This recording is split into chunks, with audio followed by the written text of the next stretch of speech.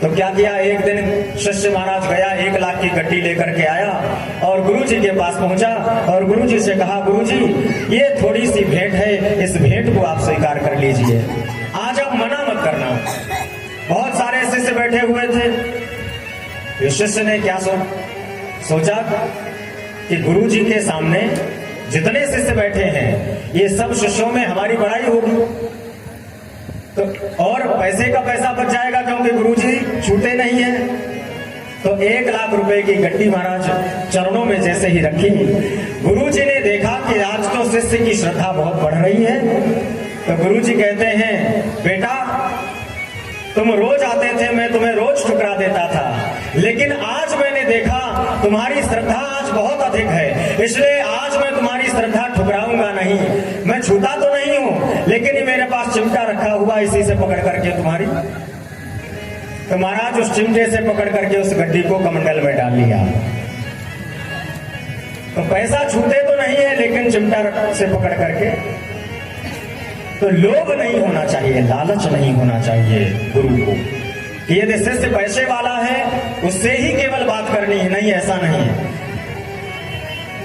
शिष्य कैसा भी हो, यदि पैसा उसके पास है तो उससे अच्छी बात बताएं, यदि नहीं है तब भी उसे ऐसा मार्ग बताएं जिससे उसका कल्याण हो। सच्चा सद्गुरु वही होता है जो शिष्य को अपना सर्वस्व ऐसा बना दे जो भगवत प्राप्ति का मार्ग जिससे सुगम हो जाए। एक जगह की बात है महाराज, एक गुरुजी थे, शिष्य गुरुजी की सेवा बहुत करता था। 2 शिष्य थे। अब दोनों शिष्य वो गुरुजी को बहुत मांगते थे। ध्यान देना, ऐसी सेवा भी मत करना जो गुरुजी का राधे राधे हो जाए। दोनों शिष्य बहुत सेवा करते थे। रात्रि में गुरुजी ने भोजन किया और भोजन करके विश्राम किया। दोनों शिष्य आ गए और दोनों ने आकर के एक एक पैर को पकड़ लिया और दबाने लगे, गुरुजी के पैर को दबाने लगे। गुरु की सेवा करनी चाहिए, गुरु की जितनी सेवा अधिक से अधिक करो उतना ही फल मिलेगा। तो शिष्यों ने चरणों को दबाना प्रारंभ किया। अब होता क्या है, जो दोनों शिष्य बैठे हुए थे, एक शिष्य एक पैर को पकड़े हुए था, एक शिष्य एक पैर को पकड़े हुए था। जब दूसरे शिष्य का पैर दूसरे गुरु शिष्य के पास पहुंच जाता था तो क्या करता, जो दूसरा पैर दबा रहा होता था वो उस पैर को पकड़ करके झटक देता कि देख तो अपने पैर को इधर रख, मेरे पैर से अलग रखना। अब इधर वाले का इधर पड़ जाए तो इधर वाला फेंक देता है, इधर वाले का इधर पड़ जाए तो इधर वाला फेंक देता है।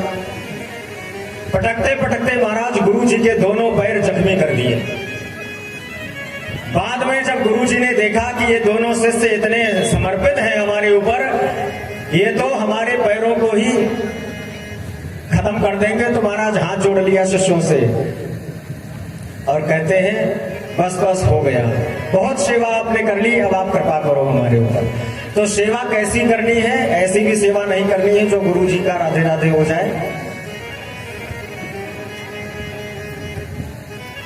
सद्गुरु हमें ऐसा मिल जाए तो हमारे जीवन में गुरु अवश्य होना चाहिए। दत्तात्रेय जी महाराज ने 24 गुरु बनाए हैं। कौन कौन से हैं? पृथ्वी, वायु, आकाश, जल, अग्नि, चंद्रमा, सूर्य, कबूतर, अजगर, समुद्र, पतंग, मधुमक्खी, हाथी, शहद निकालने वाला, हरिण, पिंगला, वेश्या, कुरर, पक्षी, बालक, कुमारी, कन्या, बाण बनाने वाला, सर्प, मकड़ी और 24वां गुरु है भृंगी कीट। दत्तात्रेय जी ने पृथ्वी को गुरु बनाया। पृथ्वी के से क्या सीखा? पृथ्वी से सीखा है शिक्षा। क्या शिक्षा मिली? क्षमा। यदि कोई अपराध कर रहा है तो उसे क्षमा कर दो। वायु से क्या सीखा?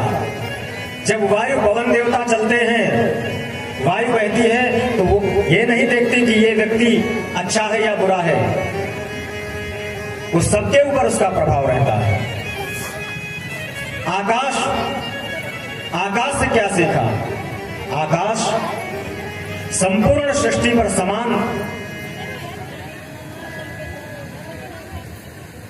जल से क्या सीखा है?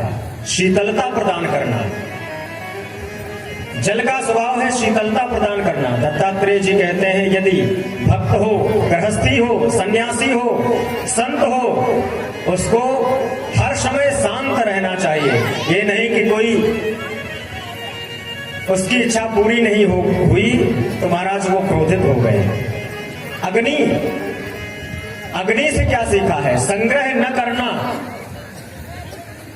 संत तो बन गए लेकिन संग्रह बहुत अधिक है।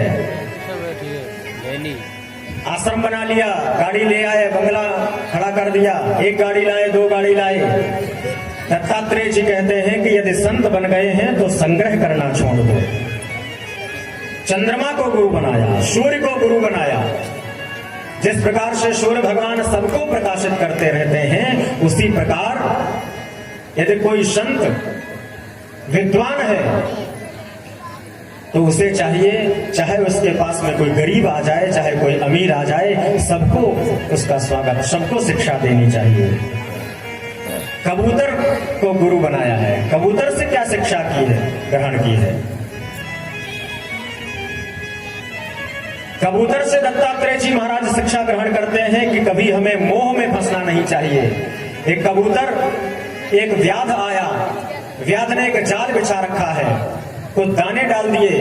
इस कबूतर के बच्चे उन दानों को खाने के लिए जैसे ही उड़ करके बैठते हैं नीचे, जाल में फंस जाते हैं। कबूतर को मोह आ गया कि ये मेरे बच्चे हैं, मेरी पत्नी है, इनको छोड़ करके मैं जीवित नहीं रह सकता हूं। तो वो कबूतर भी कूद जाता है साथ में और उसका भी देहांत हो जाता है। अजगर को गुरु बनाया। अजगर करे न चाकरी, पंछी करे न काम, दास मलुका कह गए सबके दाता राम। संत कैसा होना चाहिए?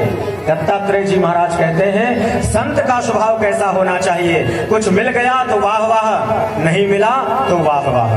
किसी ने माला पहना दी तो बहुत अच्छा है, किसी ने अपमान कर दिया तो कोई फर्क नहीं पड़ता। सुख में किसी प्रकार का हर्ष नहीं है और दुख में किसी प्रकार का शोक नहीं है। समुद्र को गुरु बनाया। समुद्र को गुरु बना करके क्या सीखा? समुद्र में बहुत सारी नदियां आती हैं और वो नदियां समुद्र में किस प्रकार से समा जाती हैं पता नहीं चलता है। कहते हैं संत को कैसा होना चाहिए? संत को चंचल नहीं होना चाहिए, वो चंचल नहीं होना चाहिए, संत को गंभीर होना चाहिए। हमारे अंदर जब गंभीरता होगी तो लोग हमें मानेंगे। संत के अंदर जब तक गंभीरता नहीं होगी तो संत को कोई मानेगा नहीं, कोई सम्मान नहीं करेगा। संत गंभीर होगा, शांत होगा तो उसका हर जगह सम्मान होगा। पतंगे को गुरु बनाया। पतंगा का क्या स्वभाव होता है? महाराज अग्नि, दीपक जल रहा होता है, उसमें अपने को भस्म कर देता है। वो इतना आसक्त हो जाता है उस दीपक के प्रति कि धीरे धीरे उसी में वो जल करके भस्म हो जाता है। दत्तात्रेय जी कहते हैं आसक्ति नहीं होनी चाहिए संसार के प्रति। आज एक घर में गए, वहां आपने भिक्षा प्राप्त की, भोजन किया, वहां से चल दो। दूसरे घर में गए, वहां भोजन करो, वहां से चल दो। ये नहीं कि आज जिस घर में गए हैं उसी घर में भोजन करके पुनः उसी में रुक गए। नहीं, रमता जोगी बहता पानी। जल यदि रुक जाएगा तो उसमें कीड़े पड़ जाएंगे, संत यदि रुक जाएगा तो उसका चरित्र बिगड़ जाएगा। इसलिए आसक्ति एक में नहीं होनी चाहिए। ये पतंगे से सीखा। मधुमक्खी से क्या सीखते हैं? एक शहद बनाने वाला था, मधुमक्खी शहद इकट्ठा करती है लेकिन शहद बनाने वाला आता है और उसे निकाल ले जाता है। दत्तात्रेय जी महाराज कहते हैं संग्रह मत करो। यदि संग्रह करोगे मर जाओगे, चले जाओगे, दूसरे लोग आकर के उसका उपभोग करेंगे, कोई फायदा नहीं। इसलिए संग्रह मत करो। हाथी को गुरु बनाया है। हाथी को गुरु बना करके क्या सीखते हैं? हाथी कैसा होता है? संत के अंदर कभी काम वासना नहीं आनी चाहिए, क्योंकि हाथी के अंदर काम वासना होती है। किसी हाथी को पकड़ना होता है तो कागज की हथनी बना करके खड़ी कर देते हैं और हाथी उस हथनी की तरफ आसक्त हो जाता है। जैसे ही दौड़ता है गड्ढे में गिर जाता है और वो फंस जाता है। कहते हैं दत्तात्रेय जी महाराज जिस प्रकार से वो हाथी फंस जाता है, उसी प्रकार यदि संत गृहस्थियों के वहां जाकर के रुकने लगेगा, आसक्ति बढ़ेगी, हो सकता है उसका स्वभाव में परिवर्तन हो जाए और वो फंस जाए, चरित्र बिगड़ जाएगा। चिंतन बिगड़ जाएगा। इसलिए हाथी से ये शिक्षा की, बाण बनाने वाले से शिक्षा ली। एकाग्रता हमारे अंदर होनी चाहिए। हम निशाना लगा रहे हैं सामने, कहां निशाना लगाना है? ये एकाग्रता जब तक हमारे अंदर नहीं आएगी, जिस लक्ष्य को हम प्राप्त करना चाहते हैं वो प्राप्तव्य वस्तु, उस लक्ष्य के प्रति हम जब तक दृढ़ नहीं होंगे, एकाग्र नहीं होंगे, तब तक हमें सफलता नहीं मिलेगी। दत्तात्रेय जी महाराज कहते हैं संत को ऐसा ही होना चाहिए, जो उसका लक्ष्य है भगवत प्राप्ति, उसी की तरफ उसे एकाग्र रहना चाहिए।